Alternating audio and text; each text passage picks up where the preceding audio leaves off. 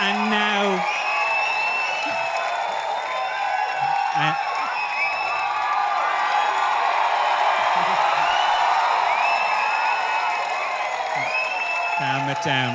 Calm it down. There was a point in that cheer where you all started taking the piss. I fully identified it. We're like, is that what he wants, is it? Does he want us to cheer? That was fully, like, I remember it well. I went to Patrician Brothers School in Newbridge, and I remember going to a mass at the end of the year where a teacher, a significant teacher in that school, was saying his fondest farewell to the school. And at the end of his beautiful speech about how much he enjoyed his time at the Patrician Brothers Secondary School in Newbridge, yes, applause broke out, and it continued. And it continued, and it continued, until Richard Malooly, the principal at the time, had to say, "Stop it, stop it, lads, stop it, enough." And so ended the career of that teacher. How beautiful. But that was a lovely welcome. Thank you guys so much. Thank you. Oh, listen. This is really, really special. And I know people at home won't know exactly the risk you have run in coming to this show, because by the time this goes into living rooms everywhere, hopefully all this coronavirus stuff will be over. Hopefully. But I will tell you one thing. There is only 2 people in this world right now who fucking love coronavirus. Do you know who they are? Meghan and the artist formerly known as Prince Harry. Absolutely no question. They love it because up till coronavirus, they were the villains. Where I live in England, they were absolute villains. It was everywhere. But what has happened to them is it's the equivalent of you being given out to by your parents in the kitchen and then a bang coming from the back garden and you going, "Oh, Christ, thank God for that. What's he done now?" I mean, I couldn't get it. I'm sure you feel the same way. I couldn't get it. Meghan and Harry, these bad people, this terrible, awful what they do. They did nothing. Really, they did nothing that all of you haven't dreamed of doing at some point across the Christmas period. How many of you at some point across Christmas didn't wish you could go to your whole family? You can all feck off. I'm moving to Canada. Feck off. I'm stepping away from this family. I'm done. I mean, that's the stuff that dreams, right? Most of us, we can't get or understand the infatuation with the royal family, but I got it there. When they did that, I was like, wow, that's privilege. That is privilege. Being able to tell your whole family, fuck off. I'm done. I am done with this. I am walking. Oh, I don't care. I'm walking away. My family would kill me. If I said I wasn't coming home for Christmas, my family would kill me. And his family has a bit of history in that direction. So. He's got to watch himself. But it humanized it, didn't it? Didn't it humanize it? Because this didn't happen before Christmas. It happened afterwards. They went back for Christmas going, "We can do this, yeah, we can do this. Then by the end of it, they were like, "We're never doing that again. I'm not doing it. I can't do it anymore. I'm not doing it." I mean, I was amazed by that, the humanization of it, but also, I think everybody agrees, the blaming of Meghan was nonsense. Like, that was pure. The idea that this young hussy has led this innocent boy astray, introducing these Hollywood ideas to him. I mean, he has been nothing about an innocent flower. He's never shown any sign of being a spanner on any level. There's never been a Nazi uniform. There's never been anything to suggest this boy is anything but innocent. And this shit, nonsense, right, absolute nonsense. There's no way that, he doesn't have a mind of his own, that she completely influenced this. And on the other hand, yeah. It was her. It was fully her. It was all her. Absolutely, 100%, you can trace this happening to her, right? Yeah, absolutely. One applaud. Absolutely. Because she was fresh eyes. She was fresh eyes on the shit that he's been putting up with for the last 30 years. You know what I'm talking about? Fresh eyes. You've been fresh eyes. Many of you have been fresh eyes, right? You know what I'm talking about? Where you go back to the house of your partner for the first time at Christmas or otherwise, and you're just watching it all going, what the fuck? What? Fresh eyes. I was fresh eyes. I went back to the Rowland house. I remember my first Christmas back at Tina's place many years ago. Still pretty the same as mine. I was like, this is cool. I like this. This is really cool. Then after Christmas dinner, her mother came out and said, who'd like trifle? Who would like a bit of trifle? Everyone goes, yay, trifle! She comes out with a giant glass bowl, as you would expect, jelly in it, little bits of fruit, little bit of sponge, a layer of custard on top, and then nothing else. I know, the first intake of breath. So one woman clutched her pearls there. What? Yeah. I was like, everyone's going, yay, trifle! This is not trifle. Looking at it going, what's going on? Everyone's like, I'm like, what? And then you start to go, right? When you're in this situation, you start to go, am I the crazy one? Is this really trifle? Have the Regans got it all wrong? And you're like, no, this is not trifle. It's like, Tina, sitting next to Tina. I was like, what the fuck's going on? What is wrong?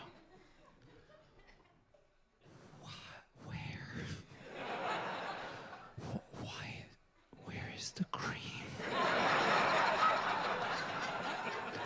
And the sprinkly bits.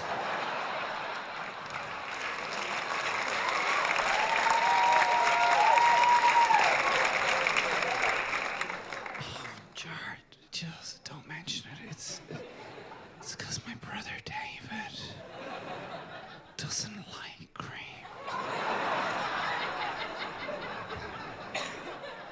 I'm sorry, what? She doesn't like cream. There's no cream. That's fucking bullshit. You know that's bullshit. She's never even thought about it. Fresh eyes. And sure enough, 3 Irish coffees later, which he fucking drank, by the way.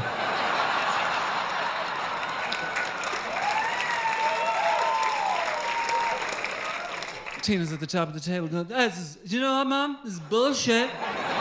There's no cream on top of the trifle any time in this house. I think it's bullshit. And her mother isn't getting mad at her. She's just looking at me going, look at this prick. His fresh eyes coming in here, rattling the cage. That was Megan. It had to be Megan. Absolutely 110%. Megan came in, sat down at Christmas dinner, had a little look around and... What the Harry, why is he here? I don't know. Seems to be the problem. What is that baldy prick doing here? That's my uncle. Do you know who Epstein is? I mean, you're telling me You're telling me that stuff is disconnected? There is no way that was not tense in that house. Every single one of you knows what it's like to be in a tense house at Christmas. Don't mention the thing. Don't you mention the thing. If you mention the thing, you'll fucking ruin Christmas for everybody. Don't mention it. What was it like being in that house with that dude in there? You can't even say, so what have you been up to this year? You can't. You can't say any of that. What do you even buy him? Like, I find it hard to buy presents for my siblings. What do you buy Andrew? What do you get him for Christmas? Pizza Express vouchers. Antiperspirant. He's not going to use it. He's not going to use it. Can't be seen using it. A shank. He'll use that later on in life. I don't know. I'm just saying, it's tense. And just humanize the whole thing for me, because it's like, I know, and you all know what it's like to be in a tense house at Christmas. It's not fun. And where do you go when you've run out of stuff to say and you can't take the tension? Anyone?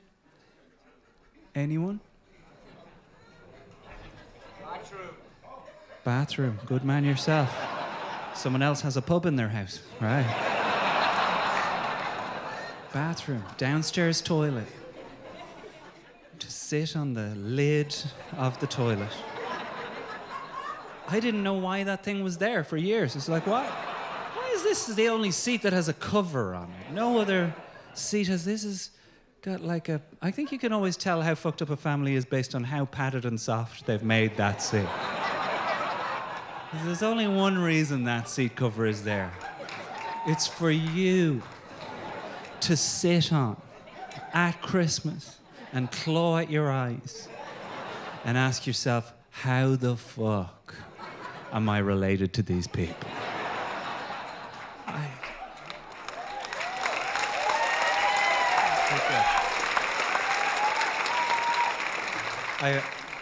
I went through a difficult one. I had a difficult Christmas this year, and it precipitated a big change in me that I want to tell you about tonight. I went through a big change this Christmas because I went home for Christmas, and I came back to London where I live, 8 kilos heavier after 10 days. I mean, that's got to be some kind of record. That's crazy. One person is going to be like, that, it's not possible. No, it is. It is. It's 100% possible. 8 kilos in 10 days. Like, it's crazy. And most of you know how it happened. It's the 4 offers of food. In other countries, in Britain, it's definitely 1. That's how Brexit happened. 1 offer, that's it. Right? Here it's 4. 4 offers, and you will shame eat on offer number 4. That's how I got it. That's how it happened to me. Offer number 1 is basic. Will you have a slice of cake, Jarlath? Will you have a slice? No, I'm grandma. Actually, I had cake for breakfast.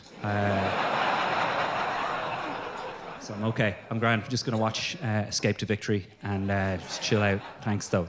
Appreciate it. Thank you. Second offer. There's 5 offers contained within offer number 2. Why wouldn't you have a slice of cake? Sure, you may as well. Sure, it's out there. I know you like the cake. Sure, I'll give it to you. You'll have a slice. It's like a blizzard of offers in one offer. You go, no, man, look, I'll be totally honest. I feel like yesterday you unzipped me and put potatoes into my body. So I'm good. I'm really fine. Thank you, though. Thank you. I'm just going to watch Escape to Victory. Third offer, you know when it's coming. This is the killer. This is the one that most of us won't get by. Third offer. Do you know what I'll do?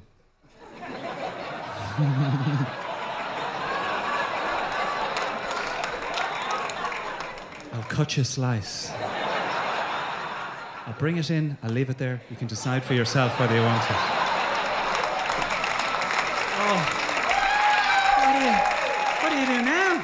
Now you're in a face-off with a slice of cake. You, Sylvester Stallone, a slice of cake. And you can't get through that. If you can, you're a better man than me. I tried a couple of times this Christmas. I got through it. And that was when the 4th offer came. And the 4th offer will get you. It doesn't matter who you are. 4th offer looks like this. She comes in an hour later. You didn't eat it. I don't know why you asked for it. If you didn't want it, that's going to go to waste now. That's fine. That's fine. No, that's fine. We won't have cake in the house from now on. 8 kilos, though. 8 kilos. 8 kilos, 10 days. Crazy. This is where it gets interesting. I went back to London, lost the 8 kilos in 3 days. Oh, shit. Suddenly guys are like, TED Talk. Hold on, hold the phone. Yeah, 8 kilos lost in 3 days. How? Hot yoga. Hot yoga. Few people rolling the eyes now because they know one of the main side effects of hot yoga is the inability to shut the fuck up about hot yoga. I am at the point where I recognize that I have manscovered hot yoga. If you're not familiar with what a manscovery is, it's when a man discovers something everybody already knew about and acts like he invented it and everybody else in his life should do it too. I mean, this changed me. It changed me physically, emotionally, mentally, everything. Those 3 days were transformative from every perspective. I went in the first day, as you would expect, as I didn't expect. You go in, your first reaction for the first 45 minutes is, it's too hot. This is too hot. This is a mistake here now. I get that it was hot, but this is too hot, right? Some of you have had this experience. You're in there for the first 45 minutes, you're going, can we crack I'm going to say it. I'm going to say it. I'm going to say it. Everybody else probably wants to say it. I'll say it. Well, and you want to do it, but you got to sit in it. You got to sit in it. That's part of it. That's part of what brought about the change. You got to sit in it and move through your discomfort.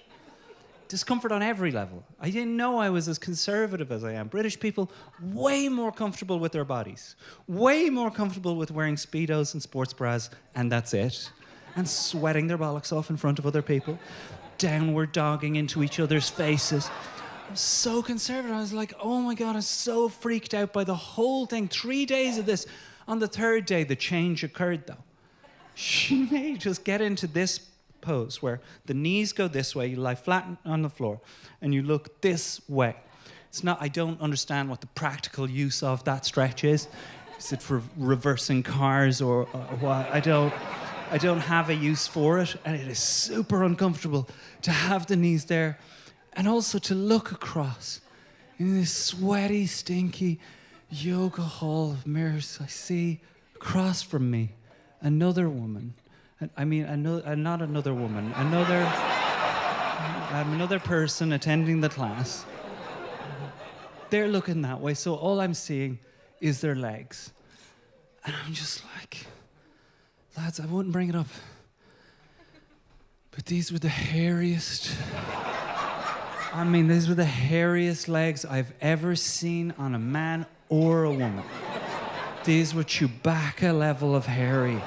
Robin Williams, Rob Delaney, add it all together, you get some picture of how hairy these legs were. And you gotta sit in the discomfort of this. You're sweating away, can't look away. And my first reaction, I'm sad to say, was, ugh. Ugh, oh God. That's gross. You just go, why? Why is that gross? What's gross about this? It's the same hair that comes out of our heads. Why is this gross? What is it with you that finds this gross? They're like, yeah, what the fuck? Why do I find that gross? If anything, fair play to this woman. This is all the thought process. Like, fair play to her. Fair play, because she's basically taken the notion of what society says is the right amount of hair for a woman to have on her legs and said, fuck off. I'm moving to Canada. And I was like, fair play to her. I might high five her after this. Fair play, and fair play to me. That's the next thought. Good on me. Look at me go. I am so woke. I am Greta Thunberg in this moment. Go me. Yes, Jar, you can do this. And the teacher said, now, class, opposite side. And I went to turn my legs to the opposite side, and I realized I was looking at my own legs. In a feckin' mirror. It's legit. These are not made-up comedy stories. This is the shambles you're looking at. And this is what precipitated this change. It's like looking at myself just a little bit more, moving past that little bit of discomfort that you feel when you get to things that are uncomfortable for you.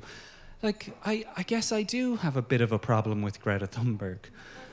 A small one, right? Just a small problem. And many of you, I think, have it as well. You hear her speak, you hear her get emotional. You go, God, that's amazing, good for her. And then a small part of you goes, but calm down. Just a little bit. Like most of you is like, that's incredible, inspiring young woman.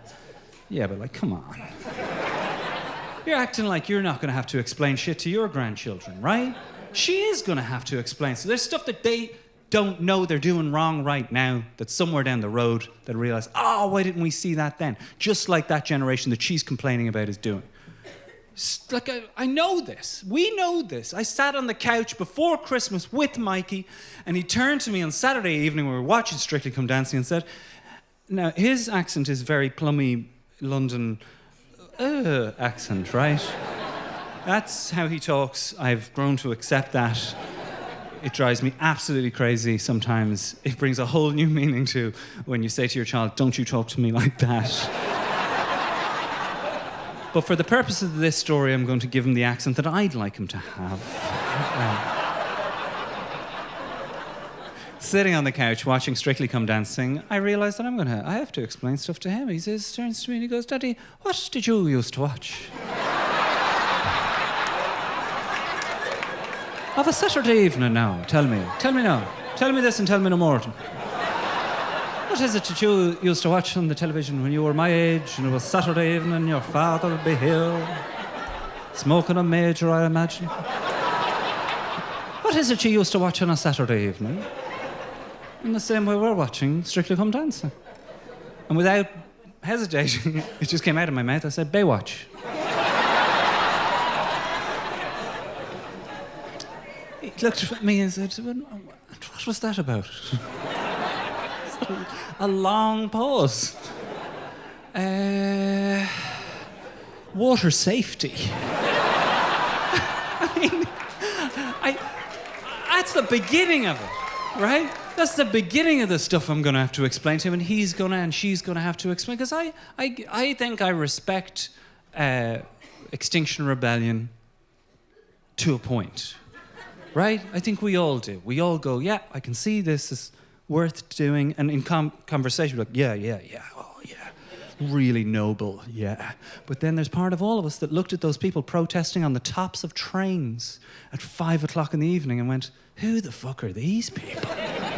Who does that? 5 o'clock in the evening, protesting on the tops of trains. Anybody that's lived on either of these two islands knows you do not fuck with people when they are trying to go home. On the way to work, fuck it, be my guest. I'll help you up. Where's your banner? I'll make you a banner. Get up there. Lads, we're going to miss this. We're going to miss 2 hours of work here.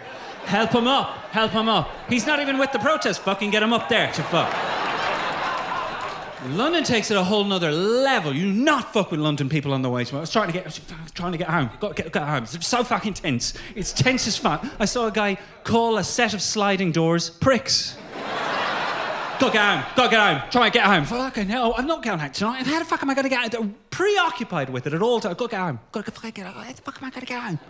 You hear them saying it. It's on everything. How the fuck am I going to get home for Vicar Street? Fucking hell, I'm not going to fucking do that. I'm not doing that. How the fuck am I going to get home? Mickey Flanagan's right. British people are obsessed with going out and out, but they're equally obsessed with going home. If something is on their way home, they love it. It fills them with joy. It's on me way home, I don't mind. It's not a problem, I don't mind at all. It's on me way home. Look, I'll bring your dogs to your crematorium, it's not a problem. Get a little certificate, not a problem. If it's not on the way home, equally massive offence. Massive offence to say, fucking prick asked me for a lift home. It's not even on my way. It's not even on my way. It's an hour out my fucking way. I don't know why he's even asking me. It's fucking bullshit. It's not on my way home. Shouldn't have to do it. Absolutely insulting.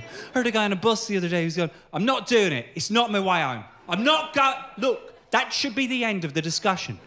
It is not on me way home.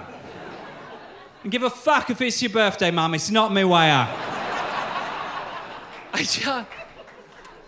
I don't understand it. I watch it. I've sat in cars, in car parks as queues form, and you get to the top and you realise it's another British person reversing their car into the space, causing fucking chaos.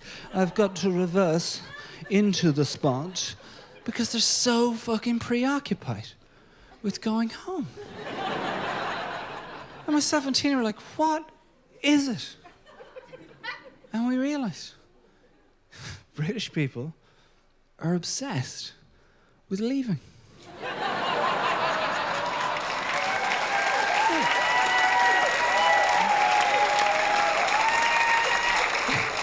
It is all they think about. It is on their mind at all times.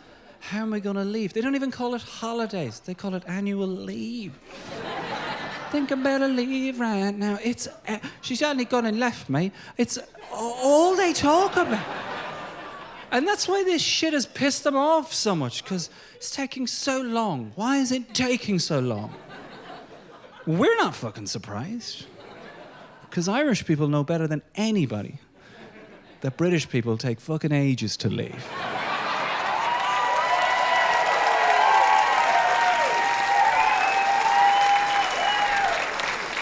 But they were told it was going to be fast, weren't they? They were told it was going to be fast. They were told it was going to be easy. It was sold to them as, this is going to be like leaving Tesco Value Club. Just unsubscribe from the email, sent in your card, and we're done. And in reality, it's been more like leaving a gym. Direct debit's going to go out for 5 years. What? 5 years of direct debit? I barely even used the EU. I didn't know we were even in it for a time. Right now, Boris is in Brussels going, would it be possible for us to use the pool? On the weekends. Could we use the communal areas? Could we? Maybe? No. Okay. Yeah. Okay. Cool. I'm going to make a suggestion. And please don't mention it to them. Please don't. Don't say I said this. Would it be possible to get an off-peak membership?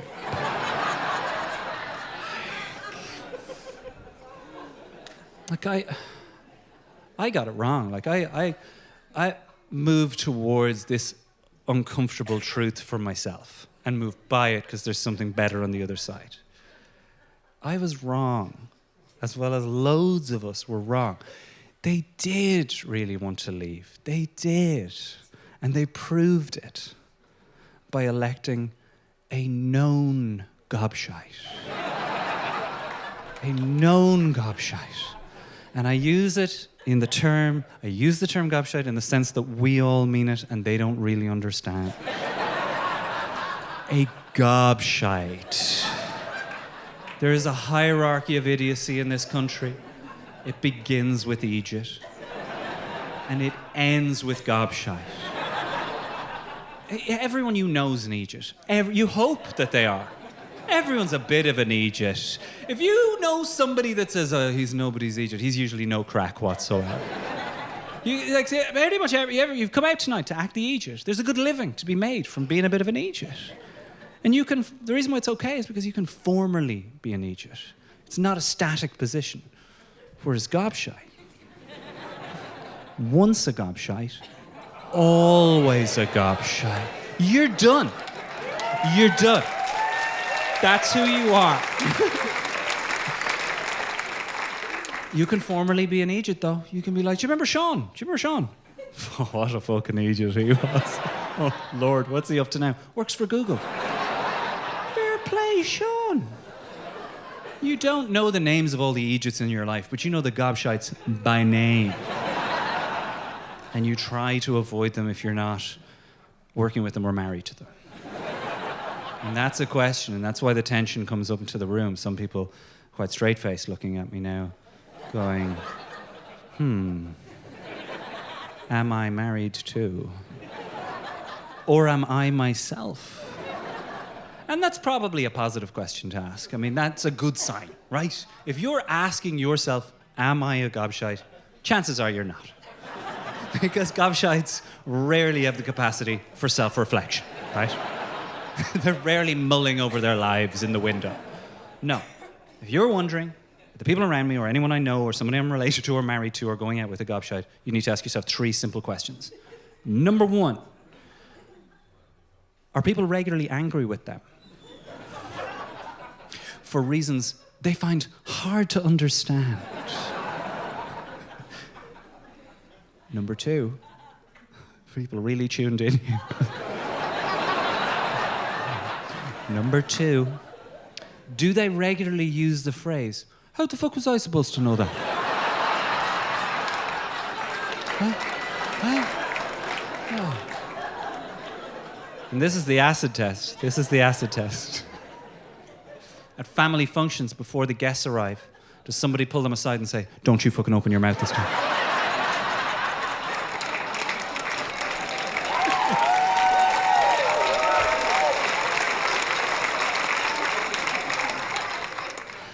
Look, it hurt, right? It hurt. The whole thing, I got very upset. I marched, I signed stuff because I thought they didn't really want to do it. They just needed to check it again. And I thought that was something we shared as a nation. Check it again. We all believe in checking it again. Check it again. Check it again there. Is that on yet? Is that on the other side? Check it again. Did you lock the door? Did you lock the door? I've got to fucking check it again now. I'm getting those exam results checked again. It's built into your life. We believe in check it again so much. On every referendum, we go best 2 out of 3. It's built into your life. If you close a Word document on your laptop, this was an Irish idea. If you close a Word document on your laptop, it will say to you, are you sure? I'm going to save the changes. I thought they'd want to do the same with their country, but they don't. They don't. And it hurt. It hurt that discomfort of knowing, oh, we don't share that. It was tough. And it was tough knowing the ignorance that's there. The ignorance to, they didn't know there was a border. Let alone where it was. They didn't know there was one. Most of their knowledge came from Derry girls. You're going, what? What, really? And you'd have MPs coming out on the front lawn of Westminster and saying the words, I think Ireland is the reason this is all happening and taking so long. I think Ireland, if they had any moral courage, they would simply join the UK and leave with us. I love the derisive laughter that gets there. That's because in England, when I tour this, there's parts of the country where people go, that's not a bad idea. Why did nobody suggest that? Honest to Christ, the idea that we would join the UK and leave with them is the same for us, like being at a house party, enjoying yourself in the kitchen, when somebody you're barely connected to walks in and goes, we're going.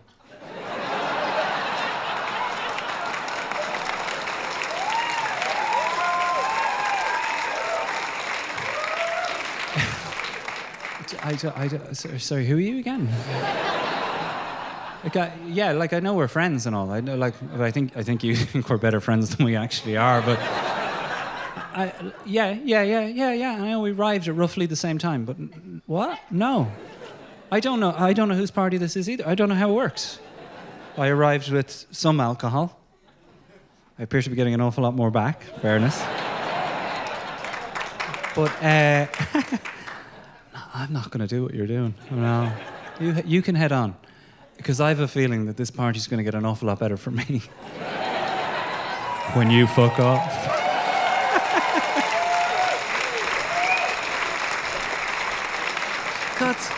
I got so upset. I got so upset over it. I don't know if you shared it, but just really upset over it. And now I'm like going to all my upset and going, well, why? Why? And what's better on the other side? Like, the thing I get most upset with is my son, Michael. He is 9 years old.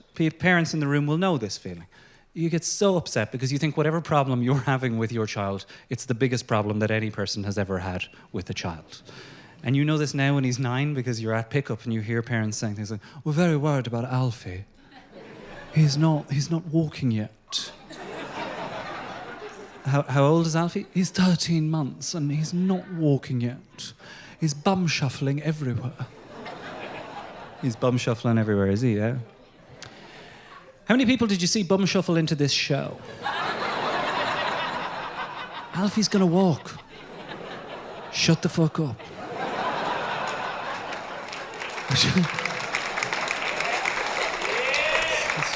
A few parents with kids above the age of 5 there, because you know that at 9 shit gets real. It gets really real. Like the problems that you had then seem so tiny compared to 9-year-old Mikey problems. And he's at an age now where he's going to remember everything I say to him.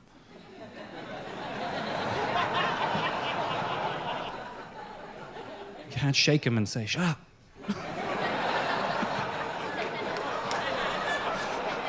And strange applause from one corner there. That's the good stuff, yeah. No, like, 9's tough because we all remember being 9. And you're afraid to be honest with him, especially when he's lying. Like, he started to lie, like all 9-year-olds. A few porkies sneak in. But Mikey's lies are just such crap lies. I wouldn't mind if they were good. They're just shite lies. Here's an example of one. I'm cleaning his room, and he's playing with his Lego, and I pick up a pair of Superman underpants from the corner, about this big. Pick them up and checked if they need to be washed, and they definitely need to be washed.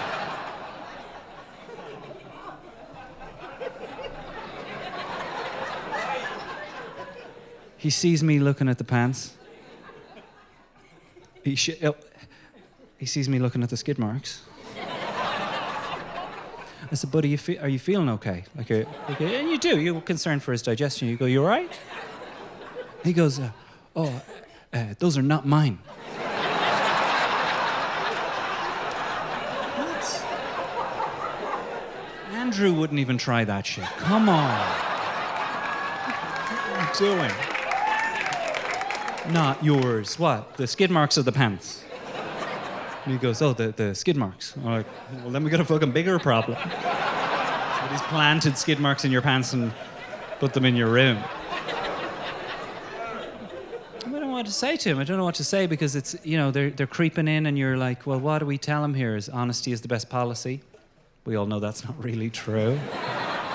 Most of you aren't in relationships or have jobs or have car insurance without the ability to bend the truth a little bit. So honesty is the best policy is not a good servant to your child, particularly if you're trying to make them glick.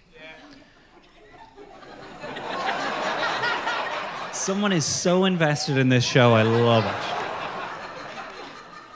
And you're also afraid that by being really honest with him, you'll hurt him or diminish him in the way that the truth has sometimes hurt you. And maybe the best bit of parenting I've done in the last 12 months came when I was brutally honest with him. He arrives in from training, football, mud all over him, arrives in and just comes straight up to me and goes, I'm finished, Dad. I'm done. I'm not playing football. Oh, sorry. Daddy, I'm not playing football anymore. I can't play football anymore. I'm not doing it. What? Why? Why not? I'm no good at it. I was like, compared to who? Daughter, lads, I don't know what, I've made him into a traveller or something here. So bad. This is bad now. I'm sorry. I'm going to have to rewind this whole thing here. Gotta take this again. Comes in from school. In the mud. Oh, this bit is suddenly way funnier on the third telling. Comes in from school, covered in mud, wearing his training gear. He goes,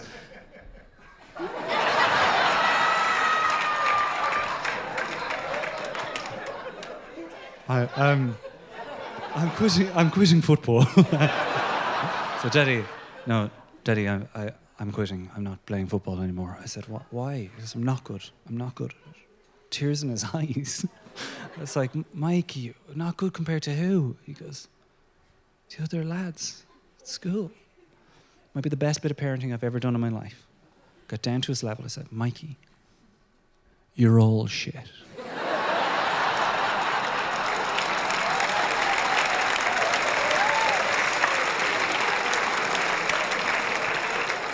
Face lit up. It was beautiful. Knowing this wasn't the limit of his potential, I was like, look, they're shit too.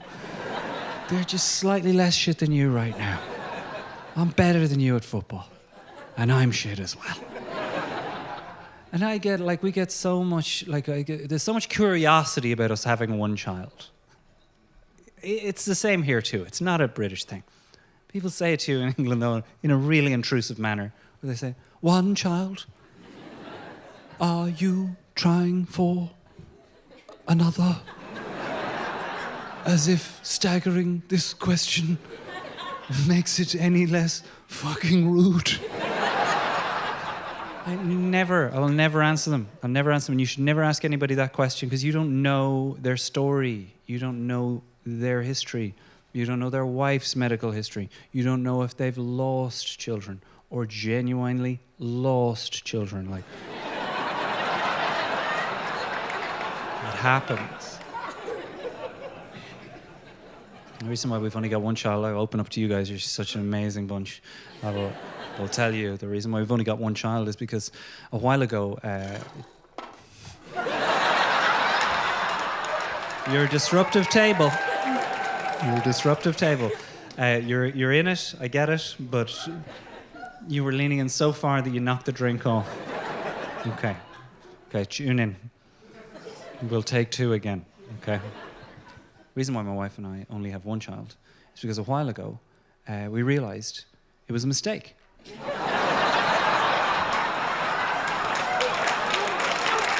Thank you. I knew you'd get it. You're a good bunch, you get it.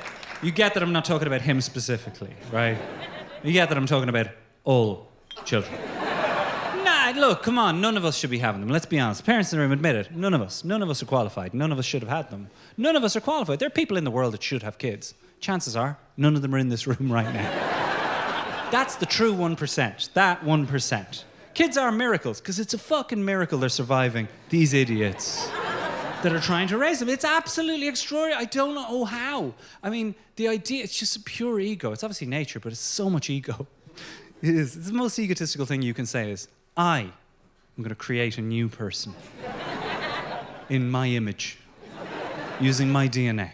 I'm going to raise them, feed them, nurture them, and teach them how to be a fully functioning member of society, even though I regularly push doors marked pull.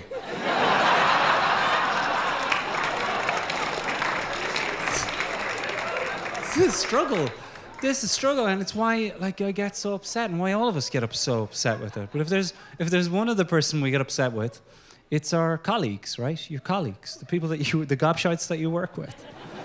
There's no getting away from them. You're stuck with them. That's that. I mean, you either move job or they get fired or whatever, but that's that. That's who you got. Day to day, my colleagues are laptop and printer.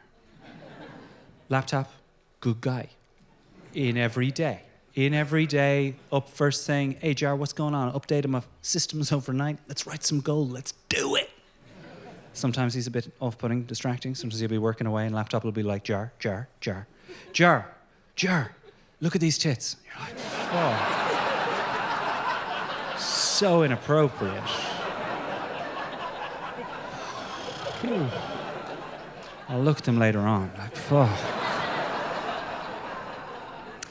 Printer, on the other hand, I think we can all agree. Biggest dickhead in the Home Office. Has one job to do. Fucks it up every single time. Literally without fail. He's the biggest, loudest fucker in your life.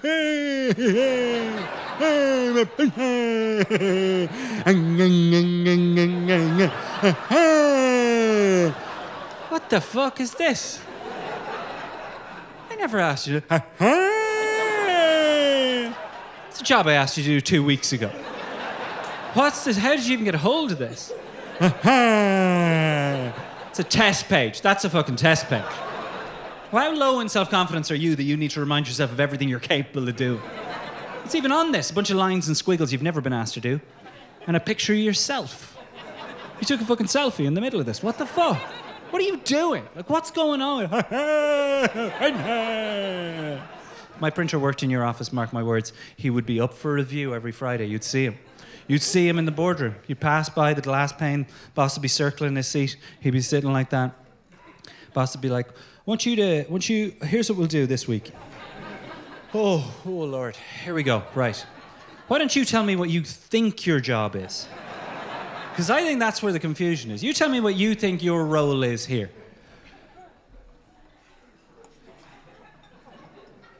I'm gonna go with print. You're gonna go with print. You're gonna go with print. Okay, cool. I'm glad we're all on the same. I'm not even gonna finish that sentence, right? Hold on. If you know that's your job, why then? When Laura asked you to print something yesterday, you tell me what you did with it. In your own words, you tell me what you did with that job. I want to hear it from your mouth.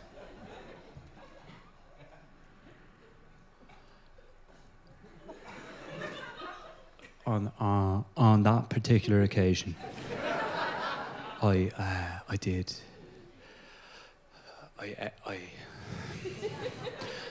the page. You ate the page. You ate the page. You get how wrong that sounds. Like you swallowed it. We can't get it back. It's gone.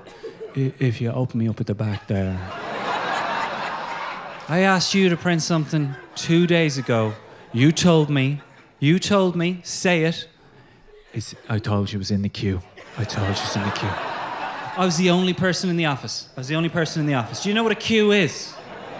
I don't print anything. I'm in a paperless office now. Well, that's a lie. Everyone's in a paperless office.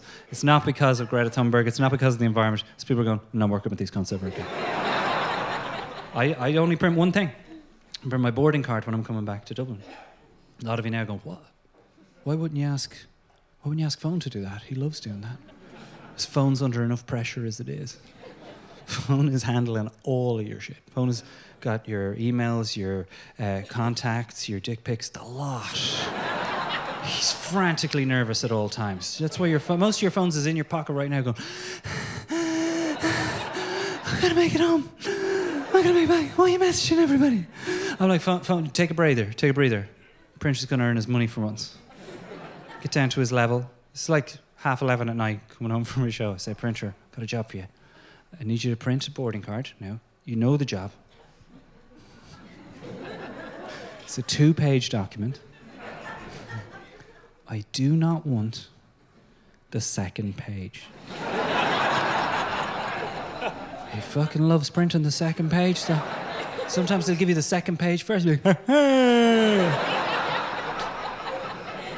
told you not to print it. And I'm like, this is the maddest I get. I get so furious with this machine, and I can't be someone else as well. Just like, fuck printers. No, we're really reaching that point in the evening where people are getting super, super anxious. But I get so mad at him, and I'm like, well, what's his side of this? Well, if he could give his side of this, what does that look like? My boss, fucking hothead. Absolute fucking red hot, all times. Walks in the room, he's like, print it. I'm like, what? Oh, print it. What do you want me to print? If you do not connect me to your laptop, I do not know what you want me to print. This guy is constantly angry at me. Constantly. Me, of all the appliances he could be pissed off at in his house, he's pissed off with me, his home printing press. This doesn't make any fucking sense. Toaster's in the kitchen. Pride of fucking place. Toaster. You talk about having one job to do. It's even got a fucking burn setting on it. And it's never Toaster's fault. It's always like, oh, I'm so stupid. Fuck this. Do you know how many of my colleagues I have watched choke to death? On paper, they should not have been fed. And I thought, I see him angry every day, but I thought this is the angriest a human being could get. And then the other day I saw him plug in his phone for 2.5 hours and come back and realise he hadn't got it turned on at the wall. That's the maddest a human can get. I had to look away. It's all right. People have said to me on numerous occasions, why don't you write a stand-up comedy show about being an Irishman abroad? And I say to those people, because the stuff I have to say about that is too controversial. And people wouldn't be able to handle it. So tonight I'm going to do it. I'm going to say it to you. So get ready. Get ready. I guess for me, the hardest part to understand about being an Irishman abroad is the differing views of Irishmen at home versus when they go away. Yeah, for the women in the room, if I ask you to think of Irishmen, you go, fucking nightmare. Absolute write-off. Over-mammied. Wouldn't know romance if it hit them in the fucking face. Make a fucking effort. Make an effort. By and large. Some of you not on board yet. But let's face it, lads. The lads that have been away know this. That's our view here.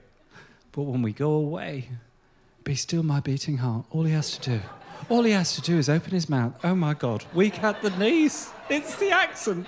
He's so soulful. He's got such a free spirit. That's the truth, guys. It's like we're Supermen and our powers are useless on our home planet.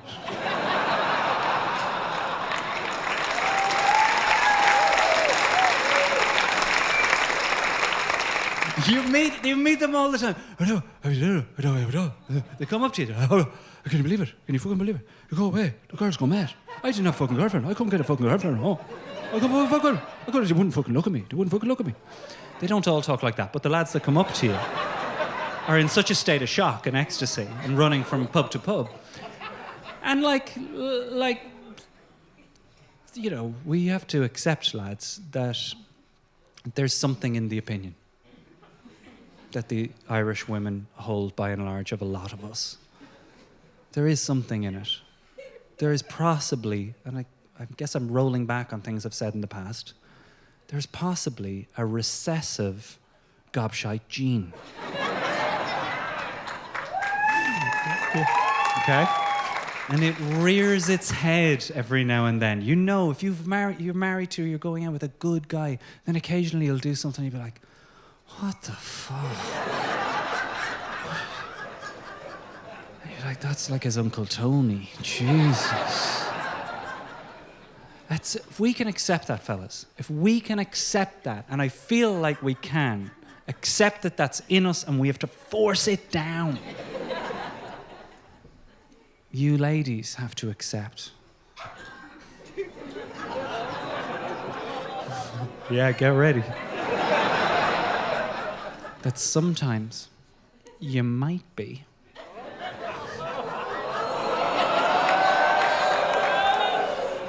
a little bit mean.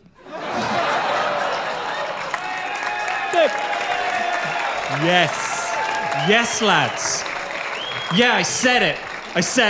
You see the fucking reaction? A little bit mean. That's all I said. A little bit mean. A little bit. That's all I said.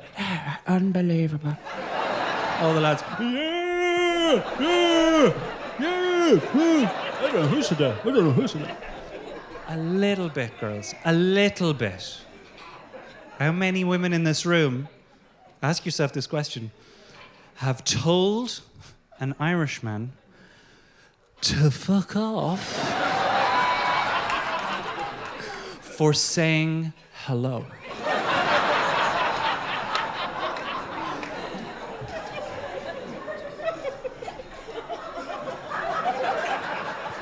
And Tina said to me, Jared, the problem is that they don't say hello. They go, how are you? How? Yo, headband. I'm talking to you. And I am talking to my friend. No, I'm talking to you. Like, yeah. There's give and take here, right? There's stuff on both sides of this equation. And the reality is, I'm married to one of you. I'm married to an Irish woman. And if I'm being really honest, hold it. She is a little mean to me. And the truth is, I like it.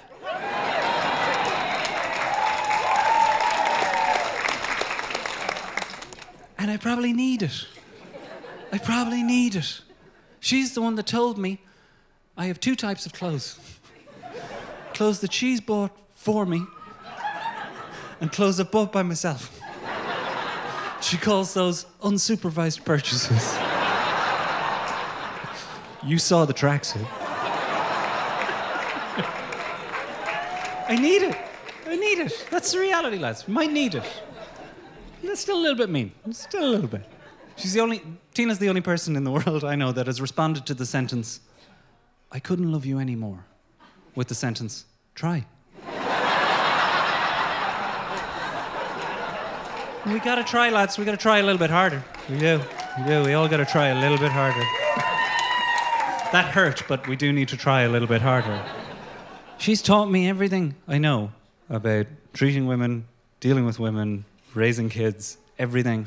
She has saved me from myself. She's taught me a bunch of stuff that I didn't know, such as if a woman ever refers to you as an animal in any room other than the bedroom, it is not a compliment.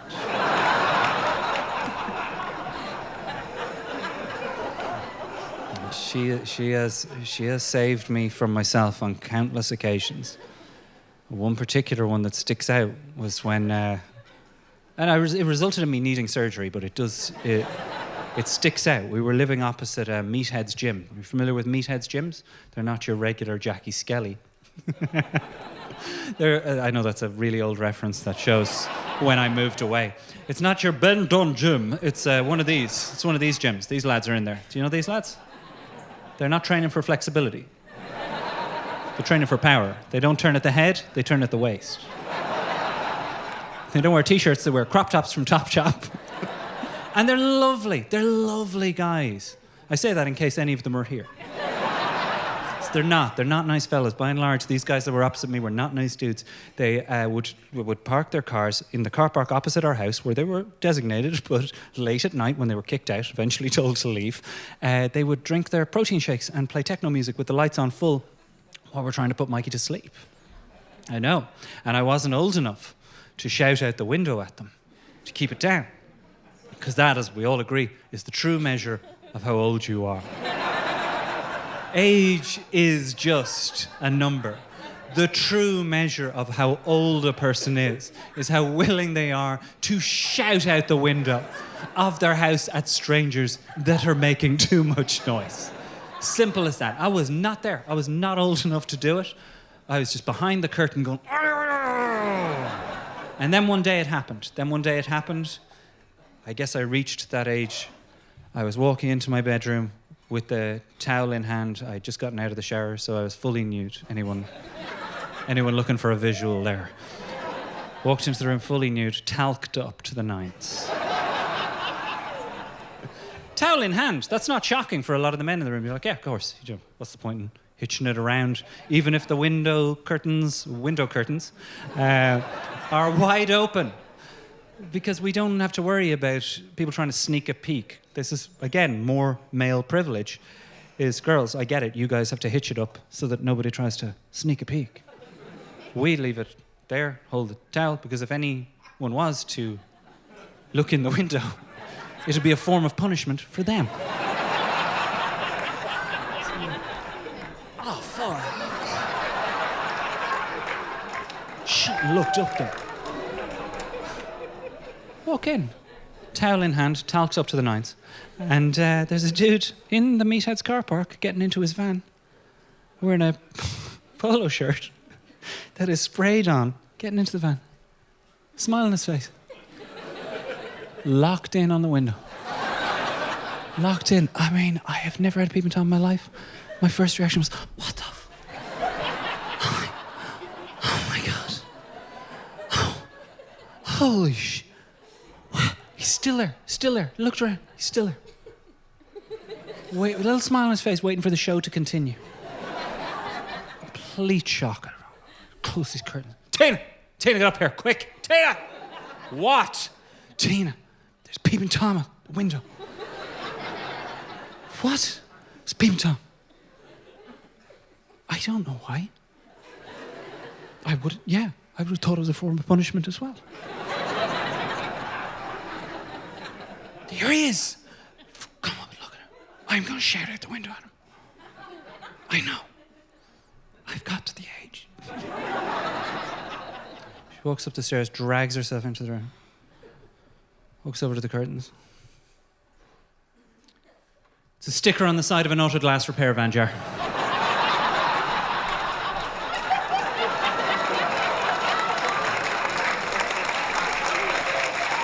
And that is how I wound up getting laser eye surgery. Dublin, thank you so much. It's been an absolute privilege. Thank you so much.